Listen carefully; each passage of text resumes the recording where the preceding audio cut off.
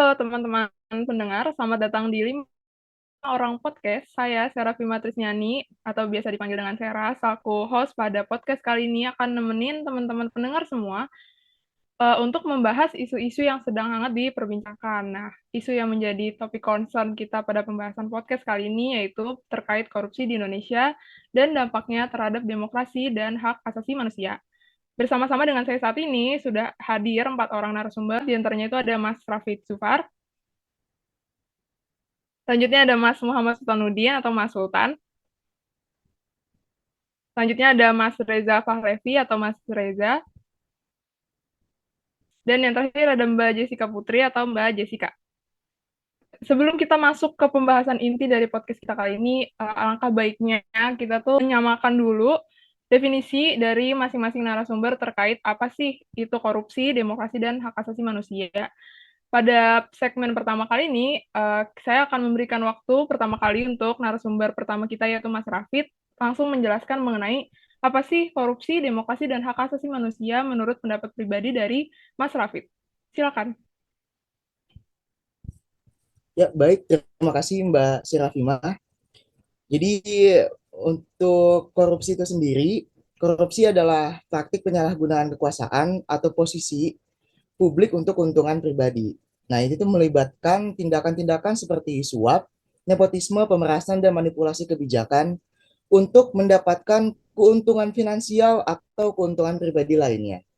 Demokrasi sendiri ini adalah sistem di mana kekuasaan politik dipegang oleh rakyat atau diwakili oleh perwakilan yang dipilih secara bebas. Nah, prinsip-prinsip demokrasi itu sendiri mencakup dari partisipasi aktif warga negara dalam pengambilan keputusan. Seperti contoh yang akan diselenggarakan di Indonesia pada tahun depan, yaitu adanya pemilu untuk memilih presiden dan wakil presiden baru. Nah, lalu untuk HAM sendiri, menurut saya pengertiannya itu suatu hak yang secara universal dimiliki oleh seluruh manusia. Hak tersebut telah ada dari lahir dan tidak dapat dicabut atau dirampas. Contohnya itu hak untuk hidup, hak untuk merdeka, dan hak kebebasan berpendapat. Mungkin bisa langsung lanjut ke narasumber selanjutnya, yaitu Mas Sultan. Kita gali lebih dalam lagi apa sih yang ada di pikiran Mas Sultan terkait definisi dari korupsi, demokrasi, dan hak asasi manusia. Silakan. Baik, terima kasih. Sebelumnya saya tidak jauh dari perkataan Mas Rafid. Menurut saya korupsi merujuk pada penyalahgunaan kekuasaan dalam upaya mendapatkan keuntungan pribadi yang tidak sah. Korupsi ini dapat melibatkan individu, kelompok, atau bahkan institusi pemerintah. Selanjutnya, apa itu demokrasi? Menurut saya, demokrasi adalah sistem pemerintahan di mana keputusan politik berada di tangan rakyat melalui pemilihan umum. Demokrasi memberikan hak kepada warga negara untuk berpartisipasi dalam proses pengambilan Betul. keputusan, baik langsung maupun melalui perwakilan yang mereka pilih. Sedangkan yang terakhir, apa itu HAM? HAM sendiri adalah hak-hak yang dimiliki setiap individu hanya karena mereka manusia. Ini melibatkan hak-hak dasar seperti hak hidup, kebebasan, berpendapat, dan keadilan. HAM juga mencakup hak-hak ekonomi, sosial, dan budaya, serta hak untuk tidak mengalami diskriminasi. Baik, itu tadi penjelasan dari Mas Sultan ya terkait definisi dari masing-masing aspek yang dibahas. Mungkin kita bisa lihat lebih dalam lagi dari narasumber selanjutnya, yaitu Mas Reza. Mungkin ada definisi yang kira-kira berbeda atau bagaimana bisa kita dengarkan bersama-sama ya teman-teman. Kalau menurut saya sebetulnya aktivitas apapun bisa ada tindakan korupsi. Karena korupsi itu kan banyak konsepnya ya. Uang muka, bagi hasil, selisih margin, apapun itu bisa jadi modus-modus korupsi. Bisa dibilang korupsi itu adalah yang udah dilontarkan juga oleh narasumber sebelumnya, yaitu mengambil yang bukan haknya. Sama kayak mencuri, kasarnya tuh maling lah. Kalau demokrasi yang kalau demokrasi saya coba kutip kata dari tokoh sejarah yaitu Benito Mussolini yang mengatakan demokrasi itu indah dalam teori, dalam praktiknya itu adalah kekeliruan. Jadi maksudnya teori demokrasi dianggap sebagai sistem pemerintahan yang ideal, namun prakteknya masih banyak kecewaan. Dan HAM itu sendiri adalah istilah penyebutan tentang hal-hal yang memang melekat pada manusia, melekat secara mutlak, dan juga melekat pada situasi atau waktu-waktu tertentu. Yang ketika hal-hal tersebut ada, digunakan, itu akan menjamin atau membuat setiap individu lebih bermartabat. Baik, dari penjelasan Mas Reza kan kita sudah nangkep ya. Kemudian tadi ada yang menarik dari demokrasi itu indah dalam teori, dalam praktiknya itu adalah kekeliruan. Memang seperti yang kita lihat mungkin dari masing-masing narasumber mungkin bisa merasakan secara langsung ya kayak demokrasi itu secara tertulis aja gitu bagus dan sekiranya bisa memenuhi setiap keinginan masing-masing rakyat, namun kenyataannya masih banyak kekurangan. Terus mungkin terakhir nih dari narasumber kita Mbak Jessica, kira-kira ada nggak sih hal yang mungkin lebih spesifik atau mungkin lebih kita baru dengar, kita langsung berikan waktu aja buat Mbak Jessica, silakan. Kalau menurut saya sih sama ya, korupsi itu kayak bisa dilakukan siapa aja, nggak cuma orang yang berkuasa aja yang bisa korupsi. Karena ujung-ujungnya tuh cuma untuk memperkaya diri sendiri atau kelompoknya. Korupsi itu uh, melakukan tindakan kecurangan dengan mengambil hak yang nggak seharusnya. Korupsi juga menurut saya nggak hanya terbatas pada uang gitu, kayak penerimaan suap, pembebasan dana, tapi juga kayak bisa ngelibatin tindakan kecurangan atau manipulasi informasi untuk memperoleh keuntungan pribadi atau kelompok. Kalau demokrasi sendiri, saya mengutip frase yang dikatakan oleh Abraham Lincoln, itu demokrasi adalah pemerintahan dari rakyat, oleh rakyat, dan untuk rakyat. Yang artinya adalah pemerintahan yang berasal dari rakyat, dijalankan oleh perwakilan yang dipilih oleh rakyat, dan bertujuan untuk kepentingan serta kesejahteraan rakyat. Prinsip-prinsip ini menggambarin konsep dasar demokrasi di mana kekuasaan politik bersumber pada partisipasi warga negara, diimplementasikan melalui pemilihan umum, dan diarahkan untuk kebaikan bersama. Kalau HAM sendiri, menurut saya itu hak yang universal yang seharusnya semua manusia itu berhak memilikinya, seperti hak untuk hidup, hak untuk berpendapat, hak untuk menentukan pilihan hidup, serta hak-hak dasar lainnya. Gitu aja. Dari pertanyaan saya ini berarti tujuan saya tercapai ya untuk menyamakan definisi antar narasumber, ada yang membahasnya secara general, ada yang lebih spesifik, dan sudah memberikan contoh-contohnya masing-masing. Mungkin kita bisa lanjut ke pembahasan selanjutnya. Lalu apa sih kenyataan yang ada yang kalian ketahui mengenai korupsi? Apakah masih banyak terjadi di Indonesia? Mungkin bisa dijelaskan dimulai dari Mas Reza.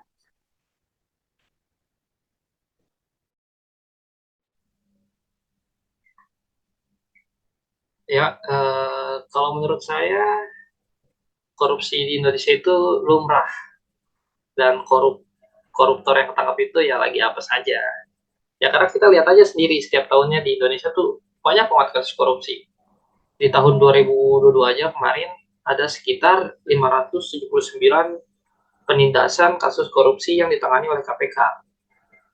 Ya ini tuh nindak sampai 1.396 orang tersangka. Artinya ada sekitar 1-2 kasus korupsi yang ditindak KPK per harinya. Jadi ya masih banyak banget tuh kasus korupsi di Indonesia. Gitu aja sih. Wah, berarti ini based on data ya yang disampaikan sama Mas Reza. Kalau dihitung-hitung gitu, jadi per hari itu 1-2 kasus itu hari itu jumlah yang banyak sih. Kalau misalkan dalam seminggu aja tuh udah bisa 14 atau mungkin lebih gitu. Mungkin dari narasumber selanjutnya yaitu Mas Sultan ada pengetahuan baru nih tentang keadaan korupsi di Indonesia. Kira-kira separah apa atau menurunkah kenyataannya gitu? Mungkin dari Mas Sultan bisa langsung menyampaikan. Menurut saya, sejak beberapa tahun terakhir, Indonesia terus berupaya keras untuk mengatasi masalah korupsi yang telah lama menjadi perhatian utama kita masyarakat Indonesia. Meskipun telah dilakukan berbagai upaya dan reformasi, kenyataannya bahwa masih terjadi kasus korupsi di berbagai tingkatan pemerintahan dan sektor publik. Beberapa kasus mencolok yang melibatkan pejabat tinggi dari proyek-proyek besar terus menjadi sorotan media dan masyarakat. Saya sering lihat di berbagai media sosial banyaknya berita kasus mengenai penangkapan pelaku korupsi yang tidak ada habisnya. Bahkan bisa sampai 6 bulan sekali, pasti selalu ada saja pejabat kita yang tertangkap KPK mengenai kasus korupsi. Hal ini membuktikan bahwa di Indonesia masih banyak sekali terjadi kasus korupsi. Berarti kurang lebih yang Mas Sultan tahu tentang kondisi korupsi di Indonesia itu sama ya sama yang Mas Reza sampaikan tadi kan ada yang per hari, terus yang Mas Sultan sampaikan itu udah per bulan, bahkan kayak 6 bulan itu pasti ada, dan masih banyak juga terjadi. Mungkin kita bisa lanjut ke narasumber selanjutnya, Mas Rafid. Kira-kira Mas Rafid punya fakta apa nih soal korupsi di Indonesia gitu? Bisa langsung dijelaskan, Mas? Silakan. Saya sih akan membicarakan ya seperti kedua narasumber tadi, kasus korupsi di Indonesia sendiri masih sering terlihat oleh kita lewat berita-berita di media massa. Masih banyak kasus korupsi mulai dari orang-orang besar di pemerintahan pusat hingga kasus yang menyangkut pemerintahan daerah terkait dana infrastruktur maupun bantuan ke sana. Ada saja oknum yang mengambil dana tersebut untuk menambah kekayaan dirinya lewat aset-aset yang dimilikinya. Nah, dan biasanya oknum tersebut memiliki sindikat yang terhubung antara satu dengan yang lainnya untuk mempermudah tindakan korupsi. Sehingga susah untuk mengungkap siapa dalang dari kasus tersebut. Hal ini membuatkan tindakan korupsi ini seperti tiada akhir dan selalu bermunculan setiap waktunya. Jadi kata Mas Raffi, tindakan korupsi itu tidak ada akhirnya. Berarti kan dalam suatu kejadian korupsi yang diketahui, ini baru yang diketahui ya, itu ternyata terlibat orang di dalamnya itu banyak. Dan karena mereka pasti kan nggak mungkin yang namanya saya cuman korupsi sendirian aja gitu. Pasti ngajak-ngajak, karena kan nominalnya biasanya besar. Apalagi tadi Mas Raffi juga mention juga, kalau dari skala regional tuh apalagi duit yang dipakai harusnya buat pembangunan infrastruktur malah dipakai untuk keperluan pribadi gitu. Jadi itu kan dalam jumlah yang pastinya banyak, mungkin dari miliaran bahkan triliunan rupiah. Makanya harus melibatkan banyak orang, dan karena keterlibatan itulah yang menyebabkan korupsi di Indonesia ini sangat mengakar dan sampai kemana-mana gitu. Sehingga sulit juga nih buat eh, badan-badan atau penegak hukum menentukan siapa yang paling bersalah dalam terjadinya suatu kasus korupsi. Lanjut untuk narasumber Mbak Jessica, kira-kira apa sih yang Mbak Jessica tahu gitu tentang update korupsi di Indonesia? Silakan. Kalau menurut pendapat saya sih, saya sejalan dengan pendapatnya Mas Sultan. Kalau pemerintahan dan lembaga anti korupsi itu udah aktif sebenarnya berupaya mengatasi korupsi. Kayak contoh yang dikasih tahu ke Mas Reza kan, kayak setiap hari ada aja yang ketangkap korupsi. Itu kan artinya udah berusaha aktif ya. Uh, tapi uh, walaupun ada kemajuan, kasus korupsi ini masih menjadi perhatian serius di negara ini. Kayak belakangan lalu kan beredar berita kayak uh, kepala lembaga anti korupsi itu malah ngelakuin korupsi. Nah, hal ini kan bisa menimbulkan keresahan di masyarakat nih, kayak terhadap pelayanan yang pemerintah berikan, serta menimbulkan ketidakpercayaan masyarakat kepada pemerintahan. Gitu sih.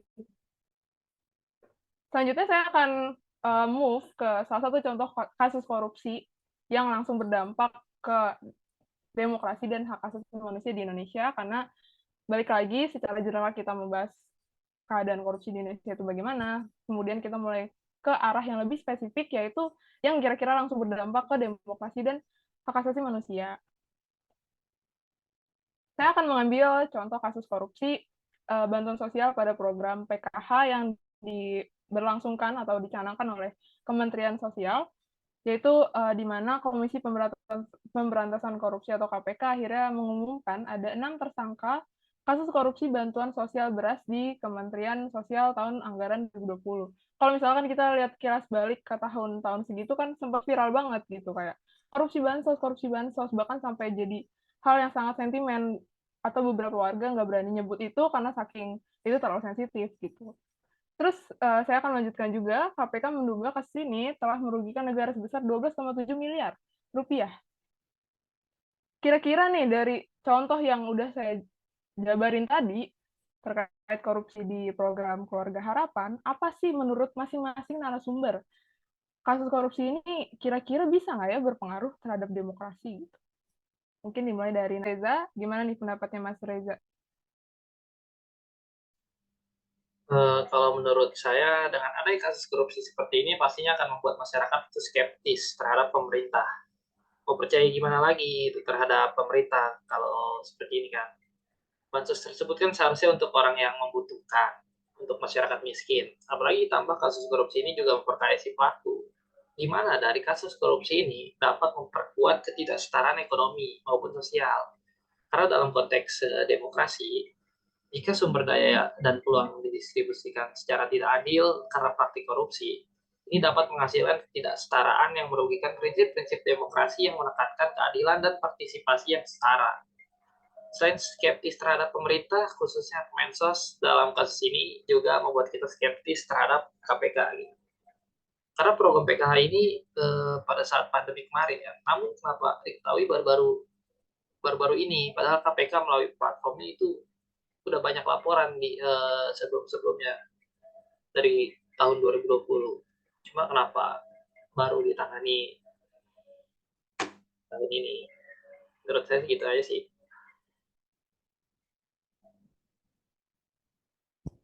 Baik, seperti yang tadi saya dengar lagi nih, lagi-lagi soal ketidakpercayaan, skeptisme di masyarakat itu muncul lagi dari narasumber kita yang ketiga, yaitu Mas Reza. Berarti kan emang itu core-nya gitu. Jadi masyarakat itu bisa terlibat dalam sistem pemerintahan sampai akhirnya disebut demokrasi itu kan paling nggak punya kepercayaan dulu dah. Kepercayaan itu udah runtuh karena adanya korupsi. Lebih mengecewakannya lagi lembaga yang mengatasi pun lalai gitu dalam menyelesaikan persoalan. Kira-kira gimana nih menurut Mbak Jessica terkait apa yang sedang kita bahas ini, yaitu pengaruhnya korupsi terhadap demokrasi? Apakah Mbak Jessica akan menjelaskan lebih spesifik atau mungkin akan memberikan contoh yang baru? Dipersilakan. Kalau dari saya sih, kasus korupsi ini kan udah ngerugiin finansial negara sebanyak 127,5 miliar. Udah gitu, pastinya menggoyahkan fondasi demokrasi yang ada di Indonesia nih. Kepercayaan masyarakat terhadap lembaga-lembaga pemerintahan dan demokrasi itu bisa tergerus kalau terus-terusan kayak gini ya.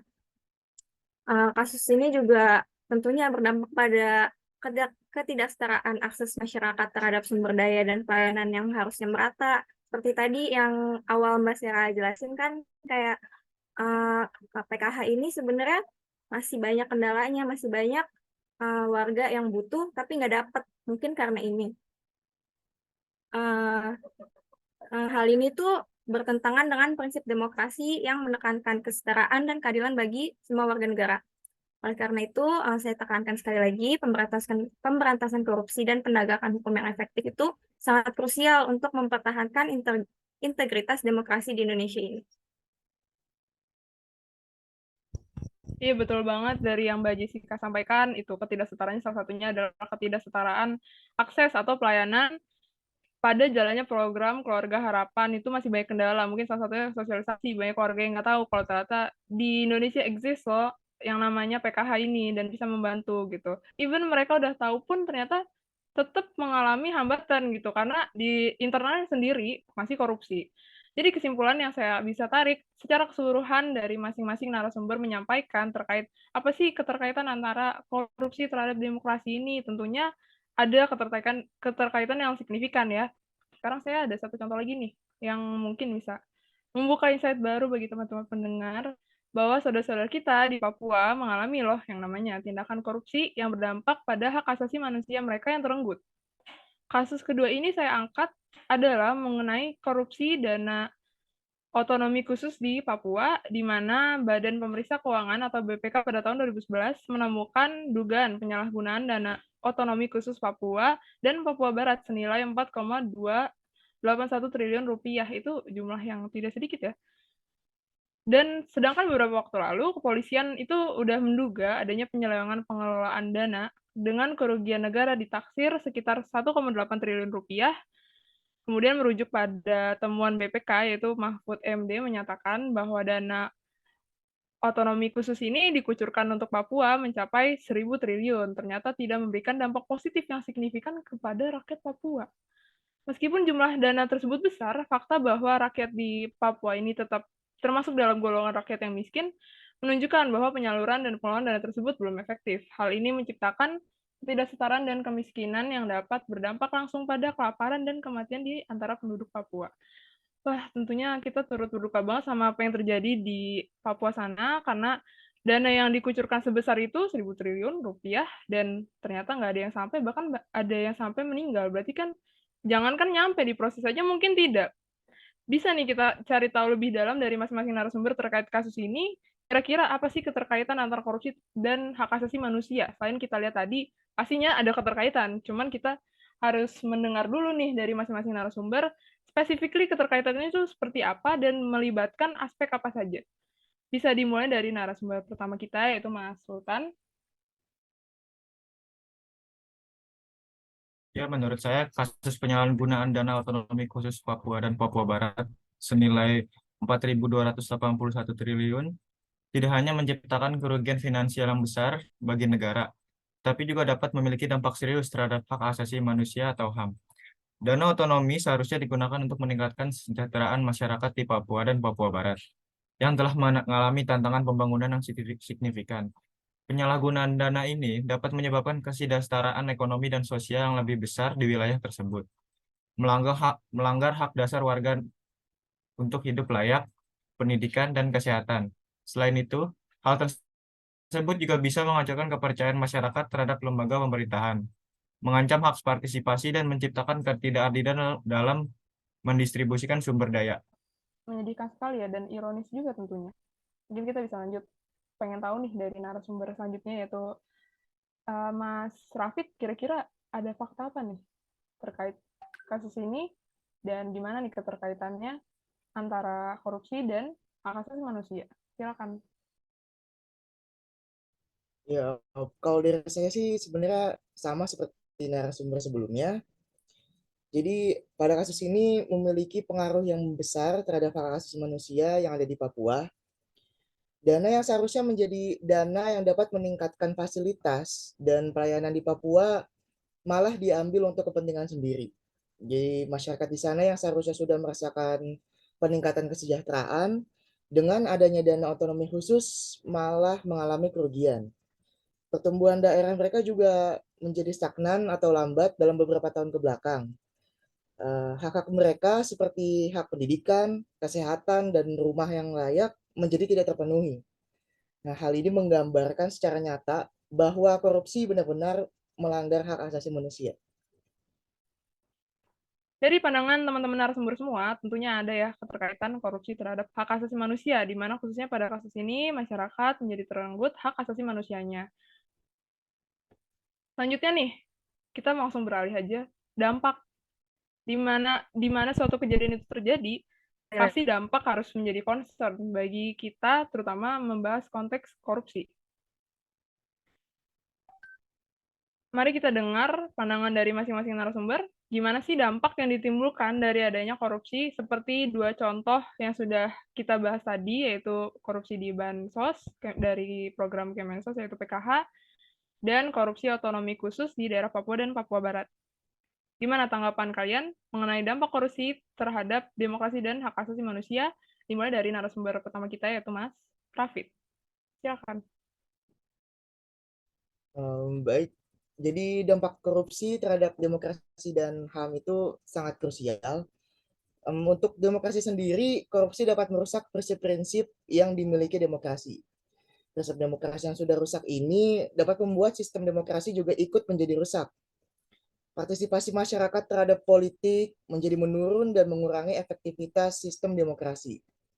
Sementara untuk HAM yang ikut terdampak karena adanya kasus korupsi yang muncul, hal ini sudah jelas menyalahi HAM karena secara jelas para pelaku korupsi mengambil hak-hak dasar yang seharusnya dimiliki oleh manusia.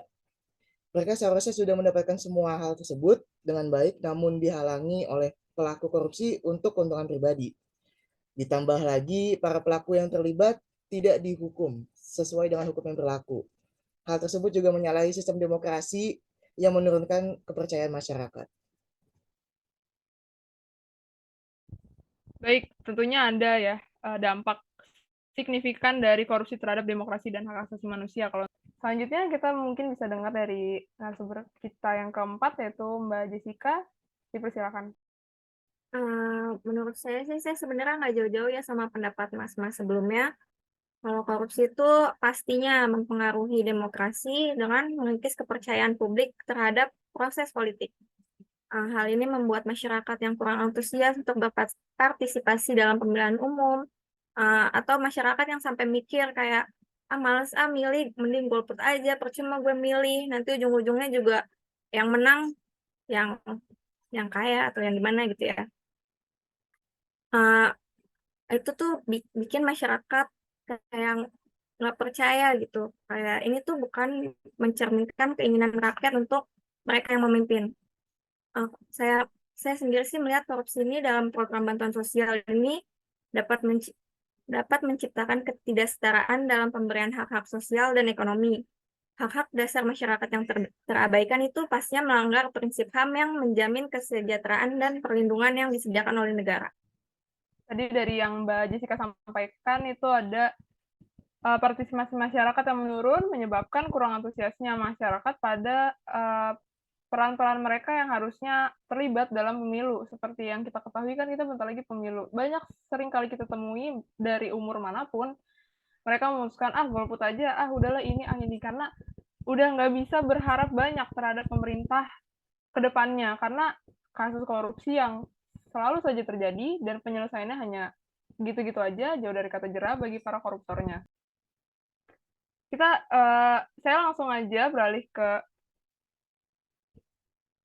pertanyaan selanjutnya. Tadi kan cuman dari sudut pandang masyarakat gitu, gimana sih dampak korupsi terhadap demokrasi dan hak asasi manusia di antara masyarakat. Kalau dampak korupsi sendiri terhadap pemerintah itu mungkin kita bisa lihat dari dua sudut pandang kan, nggak cuma masyarakat tapi pemerintah juga. Kita langsung dengar aja dari narasumber pertama kita yaitu Mas Sultan memberikan pendapat terkait apa yang kita bincangkan. Silakan. Baik, tanggapan menurut saya dampak korupsi terhadap pemerintah ialah sangat merugikan untuk pemerintah.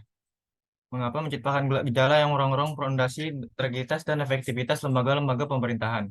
Korupsi menghancurkan kepercayaan masyarakat terhadap pemerintah. Ketika rakyat kehilangan keyakinan bahwa pemerintah bertindak untuk kepentingan bersama, hal itu dapat menyebabkan ketidakstabilan sosial dan politik. Lalu korupsi juga dapat merugikan alokasi sumber daya dan pembangunan ekonomi.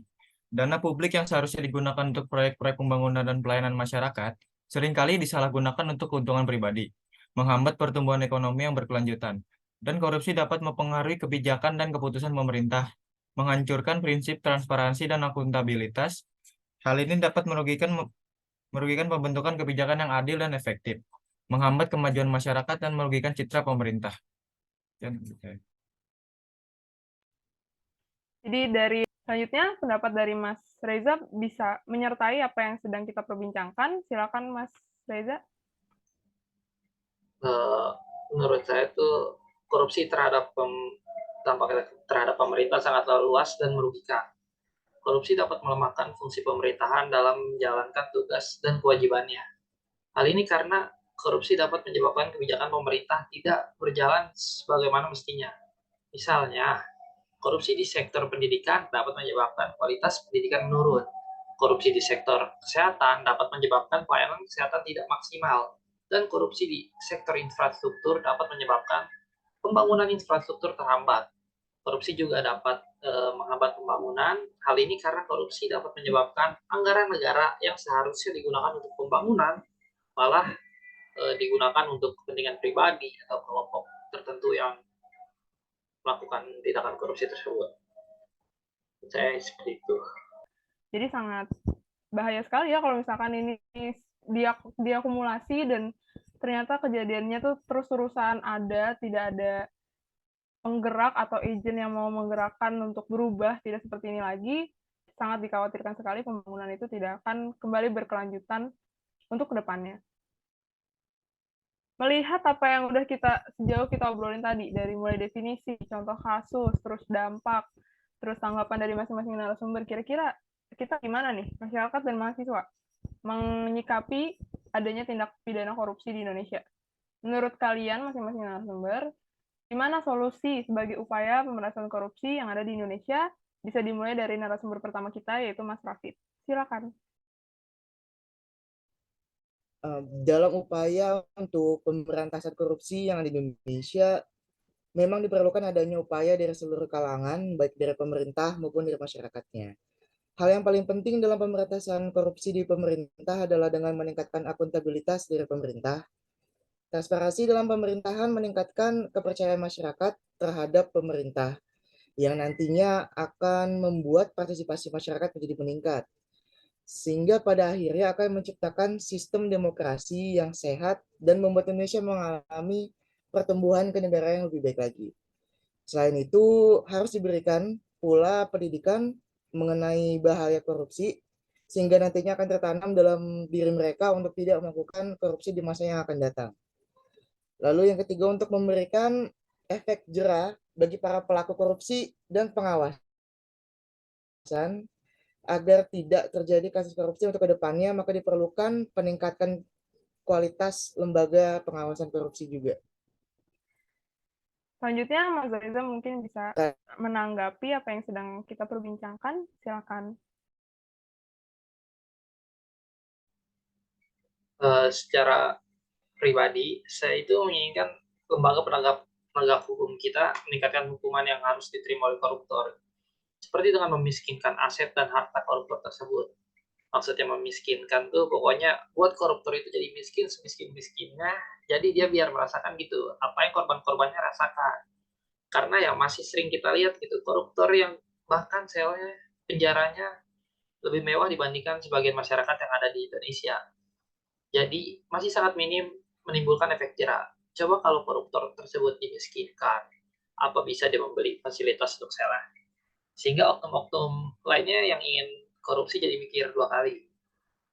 Dan juga jangan berikan ruang kembali para mantan napi koruptor ke pemerintahan. Kalau hal tersebut masih dibiarkan, ya sama aja memberikan kesempatan kedua untuk kembali melakukan korupsi gitu. Soalnya masih banyak banget mantan napi yang mencalonkan sebagai pejabat pemerintahan. Apalagi tahun depan kita ada pemilu serentak dan masih banyak nama yang calonnya itu mantan napi korupsi. Jadi ya gitu sih. Negara kita harus cukup fokus ke hal tersebut sebagai solusi pemberantasan. Jadi kalau dari Mas Reza tuh fokusnya ya udah treatment ke koruptornya ini aja yang dibikin ngeri gitu, kayak misalnya dimiskinkan sampai ke aset dan apa yang mereka punya sama sekali benar-benar udah nggak tersisa. Itu saya pribadi sangat setuju ya, karena emang biasanya para koruptor ini mereka merasa ya udahlah nanti tinggal ditangkap berapa bulan pulang lagi ke rumahnya tetap bagus gitu kan. Kedepannya diharapkan gitu pemerintah mendekatkan kata jerat dengan koruptor, jadi mereka setidaknya punya perasaan yang salah yang lebih besar gitu dibanding yang udah karena ngerasanya ya udah hukuman masih bisa dijalani, bahkan masih bisa dipotong dan dikurangi. Terus peningkatan hukuman, kalau saya tadi Mas Reza itu sempat mention katanya di sel-sel itu masih mewah tempatnya, bahkan ada AC dan fasilitasnya lengkap. Mungkin kalau dari saya menyarankan bisa di tengah-tengah pematang sawah atau di tempat yang nggak enak gitu, misalnya airnya susah apa gimana, kan mereka langsung ngerasain banget nih, waduh nih rasanya jadi orang miskin ternyata kayak gini gitu, tinggal air itu tidak tercukupi, makan nggak enak gitu kan. Selanjutnya, menghambat adanya ruang ke pemerintahan. Ini menarik nih, jadi mungkin teman-teman yang dengar baru tahu kalau misalnya ternyata napi-napi korupsi ini bisa lanjut nyalek lagi misalnya, atau lanjut ikut ke pemilu lagi untuk jadi pemerintah. Itu perlu untuk dicanangkan lagi ya untuk hal kayak gini, karena biar menghambat orang-orang yang udah punya track record yang buruk bagi masyarakat dan memperkecil kemungkinan adanya penularan istilahnya. Jadi ya memperkecil kemungkinan adanya orang-orang lain yang mungkin tadinya tidak terjerat korupsi terus melihat ada orang lain yang sebelumnya pernah terjerat korupsi dan buktinya dia bisa nyalek lagi, buktinya masyarakat tetap milih dia lagi gitu. Mungkin kita bisa lanjut ke pertanyaan selanjutnya pada segmen kali ini, yaitu menurut kalian para narasumber, ada nggak sih negara lain yang udah ngelakuin langkah-langkah konkret sebagai upaya pemberantasan korupsi? Dari narasumber selanjutnya, yaitu Mas Sultanuddin, gimana dalam menanggapi hal ini, kira-kira contoh negaranya apa? Dipersilakan. Baik, kalau sepengetahuan saya, negara yang telah melakukan langkah-langkah konkret sebagai upaya pemberantasan korupsi adalah negara Singapura.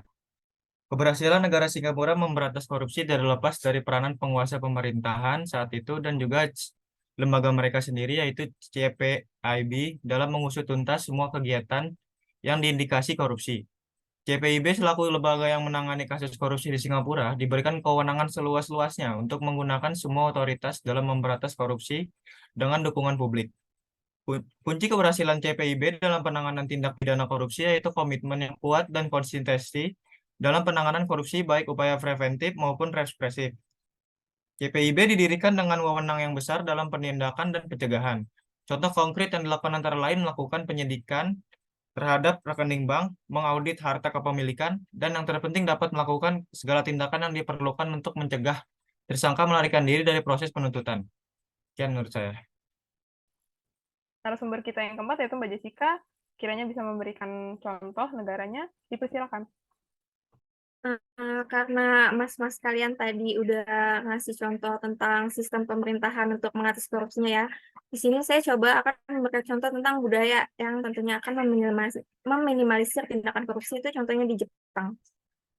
Di Jepang itu standar moral dan etikanya tuh sangat tinggi, serta dengan norma kuat terkait rasa malu dan kehormatan membuat seseorang yang terlibat dalam skandal korupsi mungkin merasa bahwa bunuh diri adalah satu-satunya cara untuk mengembalikan kehormatan yang telah hilang atau untuk menghindari malu yang terkait dengan tindakan mereka. Menurut saya tekanan sosial begini sih pastinya akan meminimalisir ini ya niat-niat untuk korupsi karena berat banget nih konsekuensi yang harus diterima oleh orang yang ketahuan korupsi. Uh, Stigma yang melekat kepada koruptor juga kuat banget. Jadi masyarakat di sana tuh memandang koruptor. Jadi mungkin bisa diterapkan nih di Indonesia. Masyarakatnya juga harus kayak kalau misalkan koruptor nyalon lagi ya udah nggak usah dipilih, kita kata-katain aja biar dia kena mental gitu. Berarti kalau di kita tuh sebutnya cancel culture ya, pasti anak-anak Jaksel semuanya kita tahu lah itu maksudnya cancel culture. Nah itu mungkin bisa diterapin bagi masyarakat setempat, khususnya di Indonesia gitu. Kalau misalnya ada koruptor yang ketahuan korupsi tuh udah cancel aja gitu. Jadi tahu banyak gitu pengetahuan terkait korupsi baik di Indonesia maupun secara internasional. Segmen berikutnya, dari banyaknya kasus korupsi dan kerugian yang sangat mengikat negara dan masyarakat, tidak menutup kemungkinan kalau misalnya itu sebenarnya masih bisa diatasi gitu. Untuk kedepannya bangsa Indonesia itu bisa jadi lebih baik, bisa lebih sedikit kasus korupsinya yang mungkin tadinya per hari sampai dua kasus korupsi mungkin bisa nggak ada sama sekali gitu. Itu sangat memungkinkan kalau misalnya bisa dimulai dari sikap sifat yang ditanamkan seperti misalnya nilai integritas, kejujuran, dan sikap anti korupsi dari mulai lingkungan terkecil. Menurut narasumber sekalian, apa sih peran masyarakat dalam upaya pemberantasan korupsi agar terciptanya lingkungan yang anti korup? Dari Mas Sultan mungkin bisa memberi tanggapan, persilakan. Kalau menurut saya, peran masyarakat sangat krusial dalam upaya pemberantasan korupsi. Bagaimana tiga? Karena partisipasi aktif dan kesadaran masyarakat memainkan peran penting dalam membentuk lingkungan yang anti korupsi. Masyarakat yang kritis dan peduli dapat menjadi mata dan telinga yang efektif dalam mengawasi perilaku koruptif di sekitarnya. Pendidikan dan peningkatan kesadaran publik tentang dampak negatif korupsi membantu membentuk budaya intoleransi terhadap tindakan korupsi. Masyarakat yang memahami hak-hak dan tugas mereka sebagai warga negara cenderung lebih aktif dalam melaporkan praktik korupsi dan menuntut pertanggungjawaban dari para pelaku. Masyarakat yang terorganisir dapat menjadi kekuatan positif dalam mendukung reformasi kebijakan dan memberikan suara yang kuat untuk tuntutan keadilan dan transparansi. Oleh karena itu, pendidikan, pemberdayaan, dan partisipasi aktif masyarakat merupakan elemen kunci dalam membentuk lingkungan yang anti korupsi, yang pada gilirannya dapat meningkatkan integritas dan kesejahteraan bangsa secara keseluruhan. Menurut saya begitu. Selanjutnya mungkin dari Mas Reza ingin memberikan tanggapan terkait gimana sih caranya gitu. Dipersilakan. Menurut saya caranya adalah dengan pilih peran masing-masing. Sebagai warga negara atau sebagai rakyat, kita harus memilih peran kita. Nah, ada beberapa peran di dalam bentuk strategi represif. Nah, di strategi ini peran kita seperti apa? Yang pertama, kalau ada kejahatan korupsi, lapor tindakan korupsinya. Di Indonesia sudah ada aplikasi lapor.go.id. Ada lapor ke Saber Pungli yang dibentuk Bapak Presiden Jokowi, lapor ke Komisi Ombudsman kalau ditemukan ada administrasi yang buruk dari pelayanan publik. Itu tugas sebagai warga negara. Selain itu juga harus kita sadari korupsi itu tidak melulu menyangkut hal besar seperti contoh kasus sebelumnya. Korupsi bahkan bisa ditemukan pada hal-hal kecil yang mungkin wajar dan lumrah karena sering terjadi di kehidupan sehari-hari seperti datang terlambat, menyalakan trian, mengambil uang kembalian, uang damai, dan lain-lain. Nah, untuk menciptakan lingkungan yang anti korup, kita harus menghindari tuh hal-hal kecil tersebut. Menurut saya seperti itu. Selanjutnya nih, dari sudut pandang tadi kan masyarakat. Kita sebagai masyarakat iya, sebagai mahasiswa juga iya. Kalau menurut para narasumber sekalian, sebagai mahasiswa nih, gimana nih upaya pemberantasan korupsi agar terciptanya lingkungan kampus yang anti korup? Mungkin bisa dimulai dari Mas Rafid. Dipersilakan.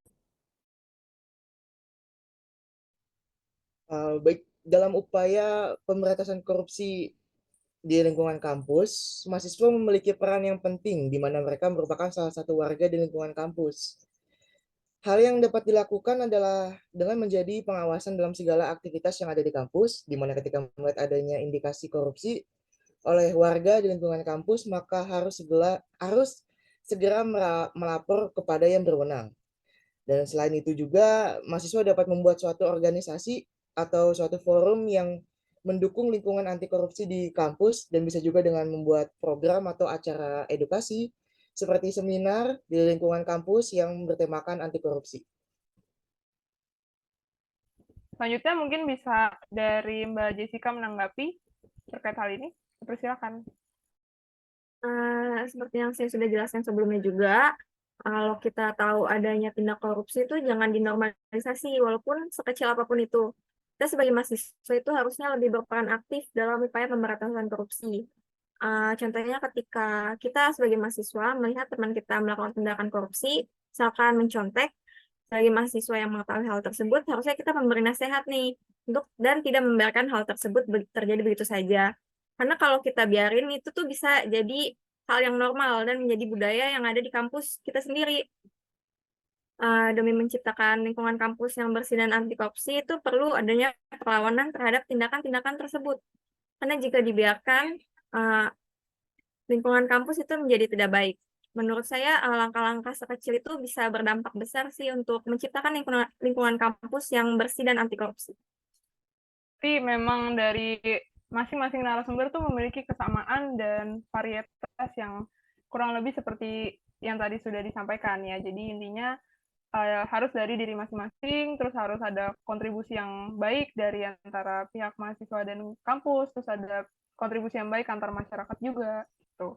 Saya sebagai host juga akan menyampaikan ada beberapa hal yang mungkin bisa menjadi catatan bagi teman-teman pendengar sekalian kalau misalnya ngeliat adanya tindakan kasus korupsi di lingkungan sekitar, itu mungkin bisa email ke pengaduan@kpk.go.id, atau mungkin kalau misalnya males lewat email, by WhatsApp juga bisa di nomor 0811 959 575, atau mungkin bagi teman-teman yang nggak punya kuota, punyanya pulsa, bisa lewat SMS ke 0855 8575 575. Nah, nomor-nomor tadi, terus kontak-kontak tadi bisa dihubungi oleh teman-teman sekalian kalau misalkan melihat adanya tindakan korupsi dan upaya dari teman-teman sekalian untuk melaporkan. Kurang lebih inilah apa yang sudah menjadi pembahasan dari masing-masing narasumber, di mana korupsi dan segala akibatnya menjadi beban yang tentunya berat bagi demokrasi dan hak asasi manusia. Juga memberikan kontribusi negatif. Seperti kayak tadi, dana publik yang menjadi concern utama dari perbincangan podcast kita kali ini, yaitu yang semestinya harusnya bisa memenuhi kebutuhan masyarakat, tapi malah disalahgunakan untuk kepentingan pribadi. Ada beberapa pesan yang mungkin bisa disampaikan saya sebagai host kepada para pendengar sekalian, yaitu dalam perjalanan diskusi ini kan kita sudah melihat banyak banget peran dan pentingnya setiap individu dalam masyarakat, dan sebagai mahasiswa juga dalam memerangi korupsi itu baiknya harusnya gimana, apalagi kalau sampai berdampak pada demokrasi dan hak asasi manusia. Mari kita tuh ningkatin gitu kesadaran akan kontribusi kita masing-masing dalam menjaga integritas dan memperkuat tatanan demokrasi serta hak asasi manusia. Perlu diingat, adanya keadilan dan kejujuran bukanlah hanya tugas pemerintah, tapi tanggung jawab bagi masing-masing kita semua. Sebelum mengakhiri perjumpaan kita, mungkin boleh apresiasi dulu nih untuk teman-teman narasumber yang udah hadir, udah meluangkan waktu dan opininya. Terima kasih banyak. Semoga dimudahkan selalu ke depannya, dan semoga juga melalui podcast ini suara dari teman-teman sekalian dapat terdengar oleh teman-teman pendengar dan dapat membuka sudut pandang baru bagi para pendengar juga, serta dapat memberikan manfaat yang baik bagi para pendengar. Untuk pesan dari saya ke depannya, mungkin kita bisa terus berjuang untuk menciptakan masyarakat yang lebih adil dan bermartabat bagi semua. Saya Serafima Trisnyani sebagai host, pamit undur diri. Terima kasih.